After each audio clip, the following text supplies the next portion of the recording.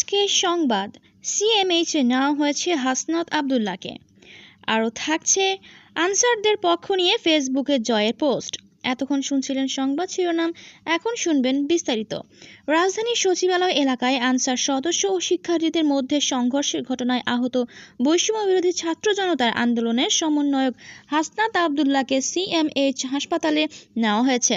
সোমবার বিকেলের দিকে ঢাকা মেডিকেল হাসপাতালের পরিচালক ব্রিগেডিয়ার জেনারেল মোহাম্মদ আসাদুজ্জামান এ তথ্য নিশ্চিত করেন। তিনি জানান, দুপুরের পরে ঢাকা মেডিকেল কলেজ হাসপাতাল থেকে হাসনাত আবদুল্লাহকে সিএমএইচ হাসপাতালে নেওয়া হয়েছে। বর্তমানে তিনি স্টেবল আছেন। ওনার শরীরের বাইরে দিকে কোথাও কোনো কাটা ছেঁড়ার আঘাত নেই। উনি মাথায় আঘাত পেয়েছেন, তবে ওনাকে পর্যবেক্ষণে রাখতে হবে। এর আগে রবিবার রাতে সচিবালয়ের সামনে আনসার সদস্য ও শিক্ষার্থীদের মধ্যে সংঘর্ষ হয়।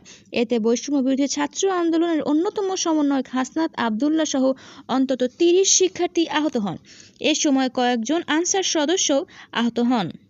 এদিকে রাজধানীর সচিবালয়ে বৈষম্য বিরোধী ছাত্র আন্দোলনের শিক্ষার্থীদের সঙ্গে আন্দোলনরত আনসার সদস্যদের সংঘর্ষ ও ধাওয়া পাল্টা ধাওয়ার ঘটনা ঘটেছে।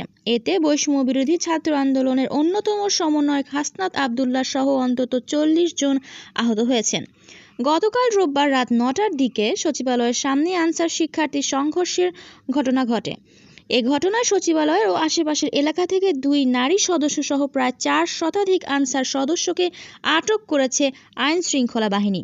এদিকে এ ঘটনার পর আনসার সদস্যদের পক্ষ নিয়ে গতকাল রোববার নিজের ফেসবুক পেজে একটি পোস্ট দিয়েছেন সাবেক প্রধানমন্ত্রী শেখ হাসিনার ছেলে সজীব ওয়াজেদ জয়। আনসার সদস্যদের নিয়ে প্রকাশিত দেশের একটি গণমাধ্যমের প্রতিবেদন শেয়ার করে তিনি লিখেছেন, শান্তিপূর্ণ আনসার আন্দোলনকারীদের লাঠি দিয়ে হামলা চালিয়েছে ছাত্র আন্দোলনকারীরা। পোস্টটি দেওয়ার সঙ্গে সঙ্গে নেটিজনদের তোপের মুখে পড়েছেন জয়। কেউ লিখেছেন, তোমার এই পোস্ট দেখে কারো আর বুঝতে বাকি নেই যে তুমি প্রধান হিরো। কেউ আবার লিখেছেন, তারা দাবি নিয়ে আসছে সেটার পক্ষে ছিলাম, কিন্তু কাপড় খুলে পালাচ্ছে তার জন্য প্রস্তুত ছিলাম না। একজন লিখেছেন, জয় ভাই, বন্যা নিয়ে তো আপনার কোনো পোস্ট দেখলাম না।